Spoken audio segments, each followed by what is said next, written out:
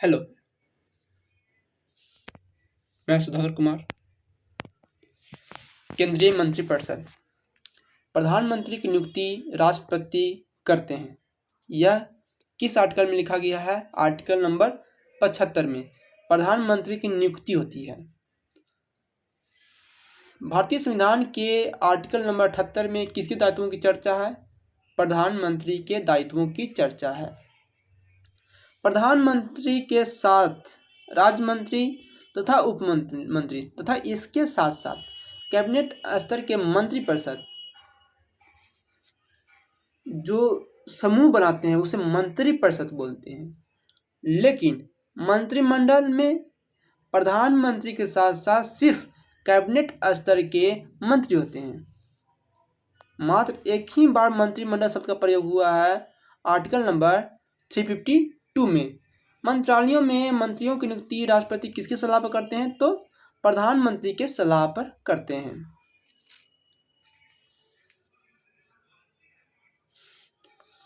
अविश्वास प्रस्ताव पर अगर प्रधानमंत्री, मान लिया जाए कि लोकसभा में अविश्वास प्रस्ताव आया और प्रधानमंत्री राज्यसभा के सदस्य हैं, तो क्या वह उस पर वोट दे सकते हैं?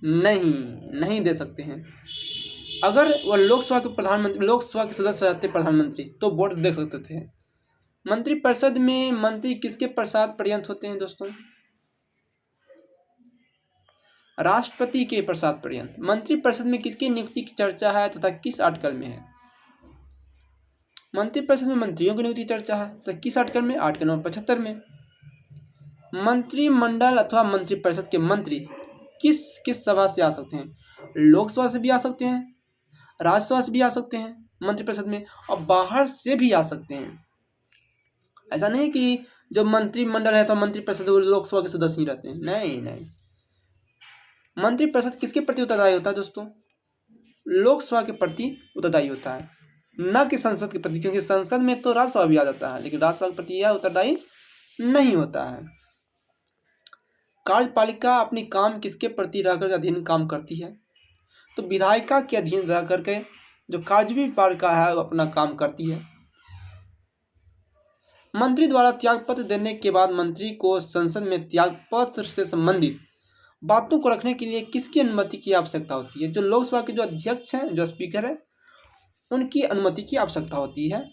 अविश्वास प्रस्ताव पर कितना वोट पड़ जाने से मंत्रिपरिषद खत्म हो जाएगी? मान लीजिए अविश्वास प्रस्ताव पास हो गया, अगर 50 को अगर वोट पड़ गया दोस्तों, तो वह अविश्वास प्रस्ताव पारित समझा जाएगा और जो भी मंत्रिमंडल अथवा मंत्रिपरिषद का जो गठन हुआ है वह स्वतः खत्म हो जाएंगे।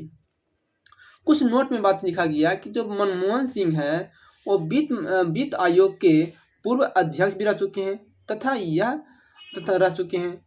और एक बात और कि जो उप प्रधानमंत्री है का जो पद है ये गैर संवैधानिक है, इसकी चर्चा संविधान में नहीं किया गया है।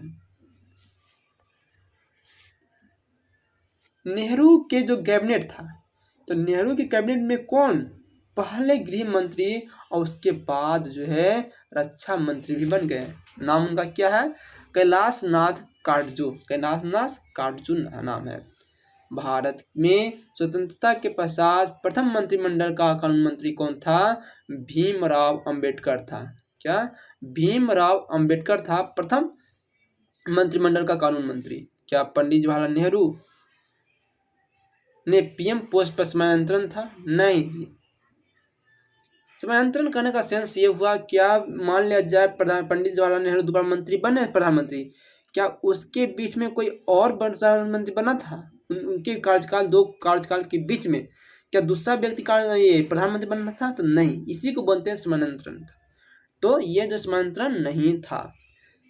चंद्रशेखर प्रधानमंत्री बनने से पूर्व मुख्यमंत्री पर थे, चंद्रशेखर भी प्रधानमंत्री बने थे, लेकिन वह किसी भी राज्य का प्रधानमंत्री नहीं थे। जो डॉक्टर मनमोहन सिंह हैं, देवगौड़ा जी हैं, गुलजारीलाल जी हैं, किस सदन के सदस्य थे? ये सभी लोग राज्यसभा के सदस्य थे जो कि प्रधानमंत्री बने। कौन प्रधानमंत्री अपने कार्यकाल में कभी भी संसद में नहीं गया था, उसका नाम किया है दोस्तों, उस प्रधानमंत्री का नाम चौधरी चरण सिंह है। चौधरी चरण सिंह है।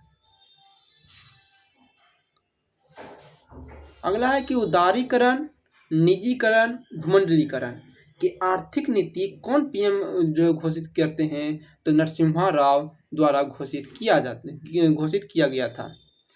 उनके समय घोषित किया गया था दोस्तों। बात का मतलब ये है केंद्र सरकार में उच्चतम नागरिक सेवा अधिकारी कौन है, तो वह है मंत्रिमंडल का सचिव। पीएम सहित मंत्रिमंडल के कुल सदस्यों की संख्या लोकसभा सीट की संख्या के 15% से अधिक नहीं होनी चाहिए। यह किस संविधान संशोधन में बताया गया है? 51वां संविधान संशोधन 2003 में ये बात को कहा गया है। मंत्रिपरिषद अपना जो विवरण है अथवा जो अध्यादेश जारी करता है, किस विषय पर अथवा किस रूप में जारी करता है दोस्तों, तो श्वेत पत्र के रूप में जारी करता है।